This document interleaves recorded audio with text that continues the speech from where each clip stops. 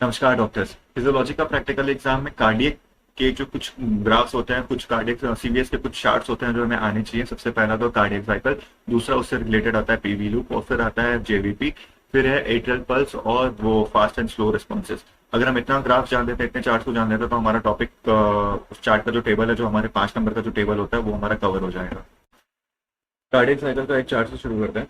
Cardiac cycle का chart सबसे पहले इंपॉर्टेंट इसलिए बन जाता है क्योंकि तुम बिना इसको समझे तुम सीरियस कुछ समझ ही नहीं सकते। ठीक है, बिकॉज पीवी लूप का जो चार्ट है, ऊपर वाला जो चार्ट है, उसको समझने के लिए भी हमें कार्डियक साइकिल का चार्ट समझना इंपॉर्टेंट है। ठीक है, और ये कार्डियक साइकिल का चार्ट समझ जब तुम जाते हो तभी तुम उसके बाद जेबीपी के चार्ट को भी तुम अच्छे से इंटरप्रेट कर पाते हो। ठीक है, तो टाइम नहीं वेस्ट करते, हम लोग कार्डियक के चार्ट को समझना शुरू करते हैं। सबसे पहले ये तो जान लो यार कि कार्डियक साइकिल का जो टाइमिंग होता है 0.8 सेकंड कंसिडर करा जाता है। 0.8 सेकंड कैसे आया तो मालूम है, 60/72 कैलकुलेट करते हैं अपने और पता चलता था 0.8 सेकंड। तो एक जो तुम कार्डियक साइकिल का जो व्हील बना रहे हो, ठीक है, तुमने उसको डिवाइड करा है 8 इक्वल सेगमेंट्स में।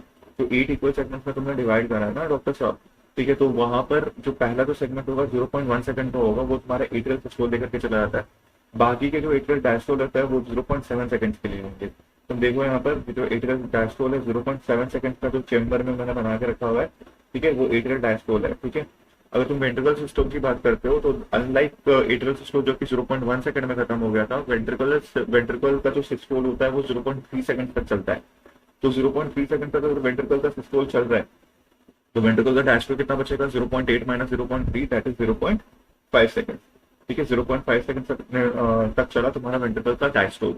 अब वेंट्रिकल का डायस्टोल हो गया, वेंट्रिकल सिस्टोल हो गया, एट्रियल सिस्टोल हो गया, एट्रियल डायस्टोल हो गया। Welcome to the next level. अब तुमसे एग्जामिनर ये पूछेगा कि सेमिलुनर वाल्व कब क्लोज होता है या फिर एओटिक वाल्व कब क्लोज होता है, यानी कि वो साउंड्स के बारे में पूछना शुरू कर देगा कि S1 साउंड कब प्रोड्यूस होता है, S2 साउंड कब प्रोड्यूस होता है।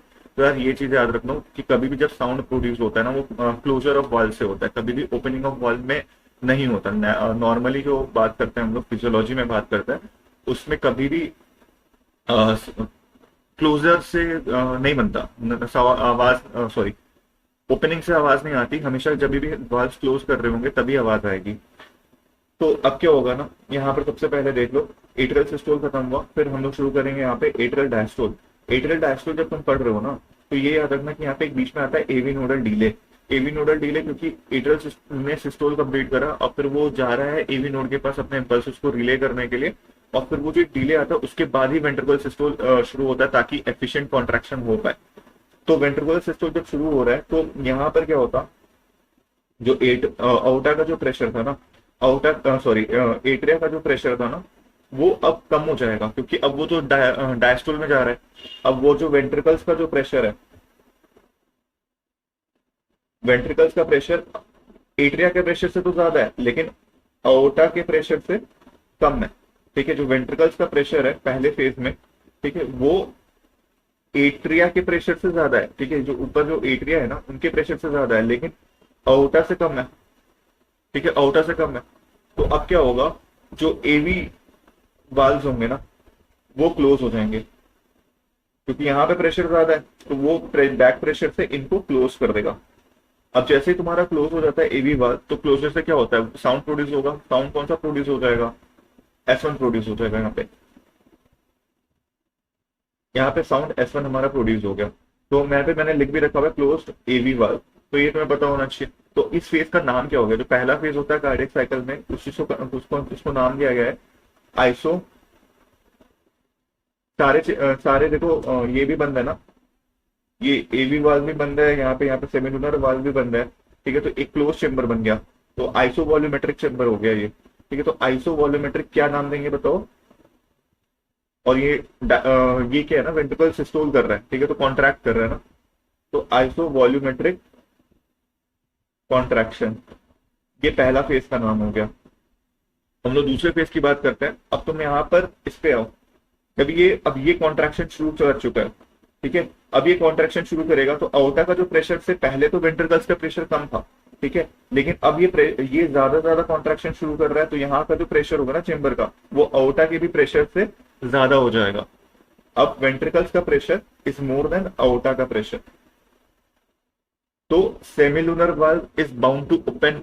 ठीक है, अब ये ओपन हो जाएंगे। ठीक है, ये जो वाल्व है ये पूरे तरीके से अब ओपन हो जाएंगे, और ये वाल्व अगर ओपन हो गए, ठीक है, तो जो भी ब्लड था अभी तक वेंट्रिकल्स में वो इजेक्ट आउट हो जाएगा, इजेक्ट आउट हो जाएगा, बहुत तेजी के साथ इजेक्ट आउट हो जाएगा।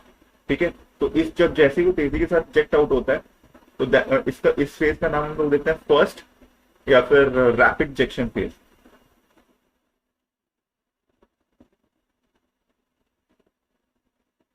ठीक है, मैंने यहाँ पे लिख रखा हुआ है जो वेंट्रिकल्स का प्रेशर है वो अल्टा के प्रेशर से अभी ज्यादा हो चुका है।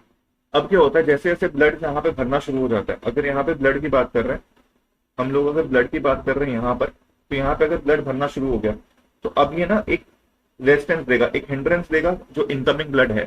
ठीक है, तो अब वो रैपिडली फिल नहीं हो रहा, ठीक है, अब वो रैपिडली इजेक्ट नहीं हो रहा, आई मीन अब वो धीरे धीरे इजेक्ट होगा। ठीक है, तो वो जो धीरे धीरे इजेक्ट होगा तो दूसरे वाले फेज का हम लोग नाम दे देते हैं स्लो इजेक्शन फेज। ये तुमको ना, ये कार्डियक साइकिल में तुमको ये पता होना चाहिए कि कब कौन सा वाल्व ओपन हो रहा है, कब कौन सा वाल्व क्लोज हो रहा है, कब साउंड्स कौन से प्रोड्यूस हो रहा है, और फेजेस के नाम पता होना चाहिए विथ देयर ऑर्डर। ठीक है, तो पहला ऑर्डर में हम लोगों ने ये पढ़ा कि आइसोवॉल्यूमेट्रिक कॉन्ट्रैक्शन होता है, फिर हम लोगों ने पढ़ा कि रैपिड इजेक्शन फेज होता है, फिर एक आता है स्लो इजेक्शन फेज। अब तुम देख लो यहाँ पे ये खत्म हो चुका है, सिस्टोल खत्म हो चुका है, अब हम लोग प्रवेश कर चुके हैं डायस्टोल की तरफ। अभी डायस्टोल का ना पहला पहला फेज है, पहला पहला फेज मतलब एकदम ही प्रोटोटाइप बना हुआ है डायस्टोल का। ठीक है, तो अब अगर डायस्टोल का अगर तुम नाम दोगे, ठीक है, तो ये जो पहला जो फेज होता है उसको कहते हैं प्रोटोडायस्टोल। प्रोटोडायस्टोल में होता क्या है कि जो यहाँ पर इतना आउटा के पास ब्लड आ चुका है ना, अब थोड़ा सा जो ब्लड होता है ना रिगर्जिटेट कर जाता है वापस से वेंट्रिकल्स की तरफ। ये वापस से वेंट्रिकल्स की तरफ ये जाकर के ब्लड थोड़ा सा रिगर्जिटेट कर रहा है, यहाँ पे जो ब्लड आ रहा है और रिगर्जिटेट कर रहा है वेंट्रिकल्स की तरफ, तो ये जो रिगर्जिटेशन है सेंस आउट कर लेता है वेंट्रिकल्स, और यहाँ से जो सेमिलुनर वाल्व जो खुले खुले हुए थे वो वापस से बंद हो जाता है। तो यहाँ पे जो सेमिलुनर वाल्व खुल रखा हुआ था वो वापस से बंद हो जाता है। ठीक है, ताकि ब्लड का बैक फ्लो ना हो जाए, और यहाँ वेंट्रिकल्स यहाँ से रिलैक्स करना शुरू कर देंगे। ठीक है, अब वेंट्रिकल्स रिलैक्स कर रहे हैं, और यहाँ पर देखो जैसे ही वेंट्रिकल्स रिलैक्स करेंगे, ठीक है, वो रिलैक्स क्यों कर रहे हैं, क्योंकि यहाँ पे अब सेमिलुनर वाल्व है ना वो क्लोज हो गया, मैंने बताया ना सेमिलुनर वाल्व अभी क्लोज हुआ। ठीक है, तो जैसे सेमिलुनर वाल्व क्लोज होता है तो कौन सा साउंड प्रोड्यूस होता है, H2। अब इस फेज का नाम हम लोगों ने पहले ही बता दिया हुआ है कि इस फेज का नाम है प्रोटोडायस्टोल।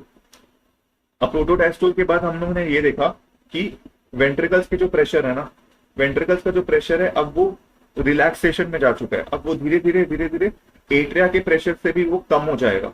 ठीक है, अब एट्रिया के जैसे प्रेशर से कम कम हो जाएगा तो ये वाला जो अब वाल्व है ना ये खुलेगा, क्योंकि अब एट्रिया का प्रेशर है वो ज्यादा है, अब एट्रिया का प्रेशर ज्यादा हो चुका है यहाँ पे। सी दिस, यहाँ पे ये वाला इस चीज को देखो, तो अगर तुम्हें पता चल रहा है कि ये एट्रिया का जो प्रेशर है वो अब ज्यादा हो चुका है वेंट्रिकल्स के प्रेशर से, तो अब एवी वाल्व ओपन हो जाएंगे। एवी वाल्व अभी तक पूरे सिनेरियो में क्लोज्ड थे। ठीक है, अब यहाँ पे जो एवी वाल्व यहाँ पे जो क्लोज हुआ था पहले पहले सिनेरियो में क्लोज हो गया था, अब यहाँ पे ओपन हो चुका है, अब ये ओपन होगा। लेकिन तुम ये तो देखो, ये जब तक ओपन नहीं हुआ था तब तक ये एक क्लोज चेम्बर की तरह ही बिहेव कर रहा था वेंट्रिकल्स, और क्लोज चेम्बर में वो रिलैक्सेशन किए जा रहा था, ये क्लोज चेम्बर में रिलैक्सेशन किए जा रहा था, रिलैक्सेशन किए जा रहा था। अब भी इस स्पेस का मैं नाम बोलूंगा आइसोवॉल्यूमेट्रिक रिलैक्सेशन। ठीक है, इस फेज का मैं नाम बोलूंगा आइसोवॉल्यूमेट्रिक रिलैक्सेशन। अब जैसे ही आइसोवॉल्यूमेट्रिक रिलैक्सेशन हुआ वैसे ही कुछ टाइम के बाद एट्रिया का प्रेशर ज्यादा हो गया वेंट्रिकल से और एवी वाल्व खुल गए। अब एवी वाल्व जैसे खुलेंगे तो क्या कौन सा साउंड प्रोड्यूस होगा, H3 प्रोड्यूस हो जाएगा? नहीं, खुलने से कोई भी वाल्व अगर खुलता है तो साउंड नहीं प्रोड्यूस होगा। ठीक है,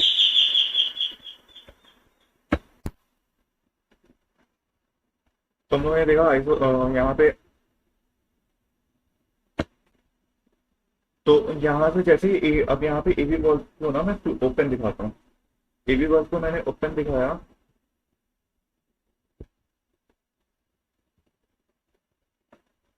अभी अगर जैसे ओपन हो जाएगा ना, अगर ये एक बार अगर तुम्हारा ओपन हो जा रहा है तो अब यहाँ का जितना भी ब्लड था, ठीक है, अब यहाँ से पूरी तरीके से अब यहाँ पे फिल होना शुरू कर देगा वेंट्रिकल्स में, और जैसे ही जैसे वो वेंट्रिकल्स में फिलिंग होगा तो वो जो पहली फिलिंग होगी बहुत फास्ट जाएगी। ठीक है, तो इस वाला फेज को हम लोगों ने नाम दे रखा हुआ है फर्स्ट रैपिड फिलिंग फेज।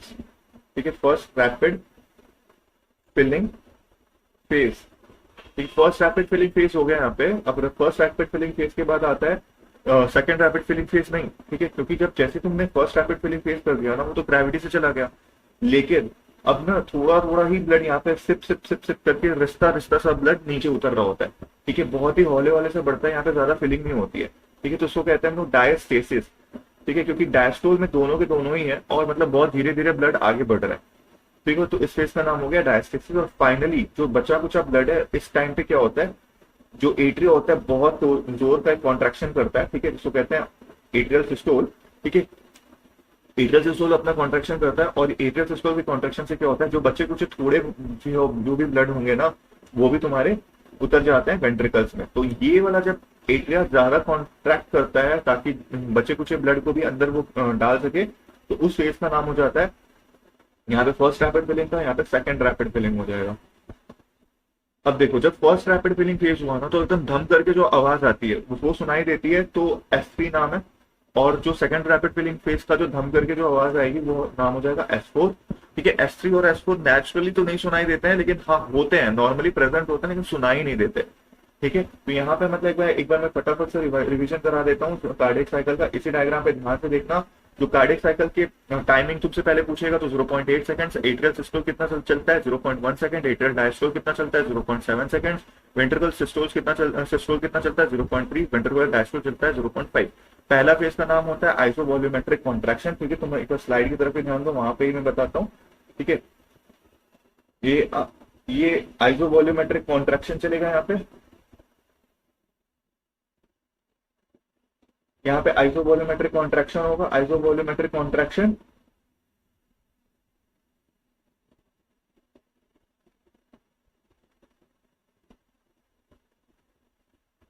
ये आइसोवॉल्यूमेट्रिक कॉन्ट्रैक्शन होगा। उसके बाद होगा रैपिड इजेक्शन फेज, फिर हो जाएगा स्लो इजेक्शन फेज, फिर होगा प्रोटोडायस्टोल, फिर होगा आइसोवॉल्यूमेट्रिक रिलैक्सेशन, फिर होगा फर्स्ट रैपिड फिलिंग फेज, फिर होगा डायस्टेसिस, फिर होगा सेकंड रैपिड फिलिंग फेज। कैसे कैसे प्रेशर्स का चेंज होता है उसके वजह से वैल्व्स ओपन और क्लोजिंग उन पे ही डिपेंड करता है। सबसे पहला जो S1 साउंड प्रोड्यूस होता है वो तुम्हारे एवी नोडल डिले के वजह बाद जो क्लोज होता है एवी वेल्व, उसकी वजह से होता है। फिर जो सेकंड साउंड प्रोड्यूस होता है वो सेमिलुनर वाल्व की वजह से होता है, वो आफ्टर प्रोटोडायस्टोल सुनाई देता है। और फिर फाइनली थर्ड आउट साउंड होता है फर्स्ट रैपिड फिलिंग में और फिर फोर्थ रैपिड फिलिंग में। तो शुरू करते हैं अगला चार्ट। अगला चार्ट है हमारा, जो कि तुम स्क्रीन पे देख ही पा रहे हो। ये चार्ट बहुत ही फेमस है। ठीक है, यहाँ पे तुम देखोगे, यहाँ पे एक एक्सिस पे वॉल्यूम है और एक एक्सिस पे प्रेशर है। तो ऑफकोर्स ये पीवी लूप का चार्ट है। पीवी लूप एक तो बहुत ही आस चार्ट है जो कि सीवीएस के से पूछा जाता है। तो देखो यहाँ पे कुछ यहाँ पे मार्किंग्स होंगी, पहले मैं उनकी लेबलिंग कर दूंगा, बाद में थोड़ा सा कॉन्सेप्ट देकर मैं समझा दूंगा जिससे तुम्हारे पासिंग मार्क्स आ जाए। तो सबसे पहले ए वाले को तुम बोलोगे यहाँ पे, जहाँ पे मिट्रल वाल्व यहाँ पे क्लोज होता है। ठीक है, फिर यहाँ पे जो बी वाला जो सेगमेंट है वहां पे एओर्टिक वाल्व ओपन होता है। ठीक है, अब यहाँ पर जब तुम सी वाले की बात करोगे तो यहाँ पे एवी वाल्व क्लोज हो जाएगा और डी में AV valve sorry mitral valve open हो जाएगा। ठीक है, अब जब तुम मिट्रल वाल्व ओपन हो जाता है ना, तो ये जो कर्व होता है, जो ग्राफ होता है, वो लूप जो होता है ऐसे ऐसे इस डायरेक्शन में बढ़ता है। ठीक है, तो ये वाला हो जाता है फेज 1, ये होता है फेज 2, ठीक है, ये होता है फेज 3 और ये होता है फेज 4।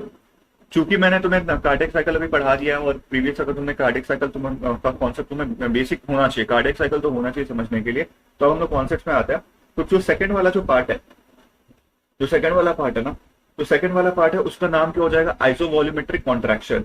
ठीक है, आइसोवॉल्यूमेट्रिक कॉन्ट्रैक्शन क्यों, क्योंकि यहाँ पे मिट्रल वाल्व भी क्लोज्ड है और एबी वाल्व अभी तक ओपन तो हुआ नहीं है ना। तो इस फेज में प्रेशर देखो बढ़ रहा है, ये जो प्रेशर वाला जो लूप था यहाँ पे प्रेशर बढ़ा हुआ है। ठीक है, वॉल्यूम अभी कांस्टेंट है, तो आइसोवॉल्यूमेट्रिक कॉन्ट्रैक्शन होगा। ठीक है, आइसोवॉल्यूमेट्रिक कॉन्ट्रैक्शन होगा, जब तक होगा तब तक एवी वाल्व ओपन ना हो जाए। एवी वाल्व ओपन हो जाता है तो फेज 3 में हम लोग पहुंच जाता है। फेज 3 का मतलब हो जाता है, यहाँ पर देखो, यहाँ पे वॉल्यूम जो 130 से शुरू हुआ, ठीक है, 130 का जो वॉल्यूम से शुरू हुआ है वो 50 पे आके पहुंच चुका है। अगर वो 130 वाला चीज 50 पे आके पहुंच जाता है तब मैं इसको कहूंगा फेज ऑफ इजेक्शन। ठीक है, फेज ऑफ इजेक्शन कहूंगा मैं फेज 3 को। और ये जैसे इजेक्ट आउट होता है वो आकर के रुकता है 50 पे, यहाँ यानी कि 130 माइनस फिर अभी कितना बचा हुआ है, 50 बचा हुआ है, तो 80 ml हो गया ना। तो ये 80 ml इसने अपना स्ट्रोक वॉल्यूम समझ करके निकाल दिया। अब ये स्ट्रोक वॉल्यूम हो चुका है, यहाँ पे आ चुके हैं सी में, जब यहाँ पे एवी वाल्व क्लोज हो जाएगा। अब देखो यहाँ पे एवी वाल्व क्लोज है और यहाँ पे मिट्रल वाल्व अभी ओपन हुए नहीं है, तो इस फेज में फिर से एक आइसो वॉल्यूमेट्रिक चीजें आएंगी, ठीक है, तो उसका नाम हो जाएगा आइसो वॉल्यूमेट्रिक। यहाँ पे कॉन्ट्रेक्शन था तो यहाँ पे हो जाएगा रिलैक्सेशन। और फाइनली मिट्रल वाल्व जब ओपन होता है और यहाँ पे जब मिट्रल वाल्व क्लोज होने से पहले इसमें फिलिंग स्टार्ट हो जाएगी, वेंट्रिकल्स में फिलिंग स्टार्ट हो जाएगी, तो फर्स्ट वाले फेज का नाम हो जाएगा रैपिड या फिर एलवी फिलिंग फेज। तो इस चार्ट में हमें बस इतना ही जानना था। इसके बाद हम लोग देखते हैं आगे वाला चीज। बस एक और चीज एक्स्ट्रा मैं बताना चाहूंगा, जैसे कि ईडीवी की बात करते हैं ना, and diastolic volume. And diastolic volume यहाँ पर होगा 130 ml, ये वाला 130 ml एंड डायस्टोलिक वॉल्यूम है।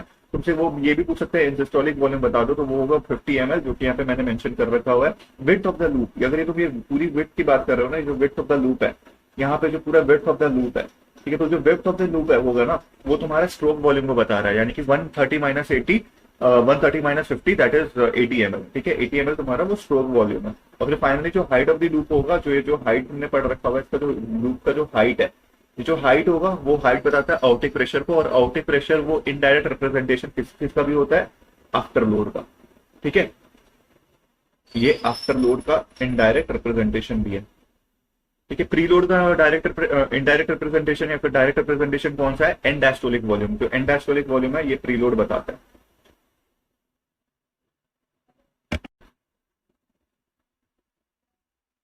तो फाइनली हम लोग नेक्स्ट चार्ट की तरफ बढ़ते हैं, जिसका नाम है जेवीपी। जेवीपी का जो कर्व होगा, ए पहले लेबलिंग कर देता हूं फर्स्ट। ए से होगा एट्रियल सिस्टोल, ठीक है, ये निमोनिया की तरह भी तुम उसको याद रख सकते हो। एस से मतलब हो सी का मतलब होगा आइसो कॉन्ट्रैक्शन, किस चीज का, आइसो वॉल्यूमेट्रिक कॉन्ट्रैक्शन, ठीक है। इसमें क्या होता है, जो ट्राइकस्पिड वाल्व है उसका बल्जिंग बैक होता है, बल्जिंग बैक हो रहा होता है ट्राइकस्पिड वाल्व, ठीक है, वो बल्ज बैक कर रहा होता है। एक्स का यहाँ पे डिसेंट है, एक्स का जो डिसेंट है ना, वो एक्स का वेव नीचे उतर रहा है, ठीक है, तो वो कब होता है, जब राइट वेंट्रिकल्स का इजेक्शन हो रहा हो। चीजों को कार्डियक साइकिल से याद करते रहोगे तो समझ में आएगा। पहले जब एट्रियल सिस्टोल हुआ था, उसके बाद वाला फेज आइसोवॉल्यूमेट्रिक कॉन्ट्रैक्शन का ही था, उसके बाद इजेक्शन का ही फेज था, तो यहाँ पे एक्स डिसेंट वही है। फिर तुम वी वेव की बात करोगे तो वी वेव उसके बाद क्या होगा, जब इजेक्शन हो गया तो अब तो रिलैक्सेशन की बात आ गई ना, तो यहाँ पे आएगा आइसोवॉल्यूमेट्रिक रिलैक्सेशन। और फिर फाइनली वाई का जो डिसेंट होगा वो तुम्हारा जब ट्राइकस्पिड ओपन हो जाएगा, जब एट्रिया का जो प्रेशर एकदम ही फॉल कर जाएगा, जब वेंट्रिकुलर फिलिंग होगी, तब। सिंपल सी चीज है, जब पहले एट्रिया का सिस्टोल होगा, ठीक है, फिर सी से मतलब जब आइसोवॉल्यूमेट्रिक कॉन्ट्रैक्शन होगा, यहाँ पे ट्राइकस्पिड जो होंगे वो बल्ज बैक करते हैं, ठीक है। और एच का डिसेंट तब होता है जब राइट वेंट्रिकल अपना इजेक्शन करेगा, फिर जाके वी का मतलब होता है आइसोवॉल्यूमेट्रिक रिलैक्सेशन, वाई का मतलब हो जाता है वेंट्रिकल की फिलिंग। नॉर्मल जेवीपी का जो प्रेशर होता है वो होता है 5 से 8 सेंटीमीटर ऑफ H2O, क्योंकि वो राइट एट्रियम को रिफ्लेक्ट कर रहा होता है। तो अगले चार्ट की तरफ पढ़ते हैं। अगला चार्ट है हमारा फास्ट रिस्पॉन्स वाला। फास्ट रिस्पॉन्स एक्शन पोटेंशियल होता है वो कार्डियक टिश्यूज का। तो ये जो सबसे पहला तो फेज जीरो है, फेज जीरो होता है उसको कहते हैं रैपिड अपस्ट्रोक। रैपिड अपस्ट्रोक क्यों हो रहा है, क्योंकि ये फास्ट चैनल्स होते हैं, किस चीज के, fast sodium channels, fast sodium channels की वजह से होता है रैपिड अपस्ट्रोक, ठीक है। अब क्या होगा, सेकंड वाला जो फर्स्ट वाला फेज होगा, फर्स्ट वाला फेज में क्या होता है ना, उसको कहते हैं early repolarisation phase, early repolarisation phase कह रहे हैं इसको। तो अर्ली रीपोलराइजेशन फेज में क्या हो रहा है डॉक्टर साहब, यहाँ पे हो रहा है ना, पोटेशियम का एग्जिट हो जा रहा है, ठीक है, पोटेशियम बाहर निकल के जा रहा है। और ये देखोगे ना, ये दो तरीके से हो सकता है, एक ऐसा जो कि इस डायग्राम में बता के रखा हुआ है, यानी कि ये एपिकार्डियम का है, और ना ये थोड़ा सा ना अगर ऊपर ऊपर से ही निकल गया, ठीक है, तो ये एंडोकार्डियम का है, ठीक है। तो एपिकार्डियम में क्या होता है, जो कंसेंट्रेशन ग्रेडियंट होता है पोटेशियम का, ठीक है, वो ज्यादा स्टीप होता है, ज्यादा स्टीप होता है कहां पर, एपिकार्डियम में, ठीक है। तो ये वाला जो यहाँ पे पोटेशियम का कंसेंट्रेशन ज्यादा स्टीप है और ये ऐसे करके आ रहा है कर, तो ये एपिकार्डियम का ही है, ये एपिकार्डियम का ही फास्ट रिस्पॉन्स जा रहा है। फिर सेकंड जो फेज है, सेकंड फेज का तुम नाम बताते हो तो वो होता है प्लेटो फेज। ठीक है, प्लेटो फेज में क्या होता है, कैल्शियम के जो चैनल्स होते हैं वो स्लो होते हैं। ठीक है, जो स्लो कैल्शियम के जो चैनल्स है ना, वो क्या हो रहा है, अंदर आ रहे हैं और पोटेशियम बाहर जा रहा है। ठीक है, स्लो कैल्शियम का इन्फ्लक्स होगा। ठीक है, और पोटेशियम बाहर तो जा ही रहा था, पोटेशियम का इफ्लक्स अभी भी कंटिन्यू ही है। ठीक है, और फाइनली फेज 3 पे आते हैं, जब यहाँ पे जो पोटेशियम का एग्जिट है, जो पोटेशियम का जो एग्जिट है ना यहाँ पे डॉक,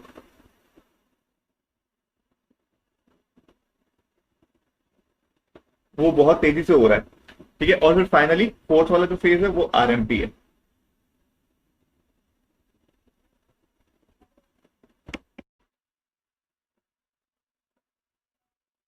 जब फास्ट रिस्पॉन्स पढ़ लिया तो एक बार हम लोग स्लो रिस्पॉन्स भी पढ़ लेते हैं। स्लो रिस्पॉन्स में हम लोग देखते हैं ये जो ग्राफ है ना, कुछ ऐसा नजर आ रहा है।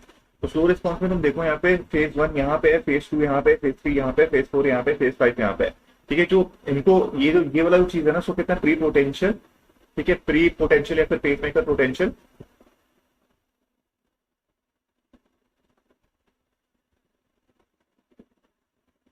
इसमें देखो जो फर्स्ट वाला जो फेज है वो रिपोलराइजेशन की वजह से हो रहा है। रिपोलराइजेशन यानी कि पोटेशियम के एग्जिट की वजह से हो रहा है। ये पोटेशियम का एग्जिट है यहाँ पे। ठीक है, ये जो यहाँ पे पोटेशियम एग्जिट कर रहेगा, और जो पोटेशियम का जब एग्जिट स्टॉप हो जाएगा तो हम लोग फेज 2 में पहुंच जाएंगे। फेज 2 में क्या होगा, यहाँ पे पोटेशियम अक्यूमुलेट होगा। फिर फाइनली फेज 3 में सोडियम फनी चैनल्स एक्टिवेट हो जाएंगे, जिनको एचसीएन चैनल्स भी कहते हैं, और वो इनफ्लक्स कराने लग जाएंगे सोडियम का, और फिर वो जो ग्राफ होगा थोड़ा ऊपर की तरफ बढ़ेगा। फिर फाइनली एक थ्रेशोल्ड आ जाएगा, थ्रेशोल्ड जहाँ पे T4T कैल्शियम के टी चैनल्स एक्टिवेटेड हो जाते हैं। फिर फाइनली कैल्शियम के एल चैनल्स आते हैं, जब जो हमें लॉन्ग एक्टिंग डिपोलेशन चाहिए तो।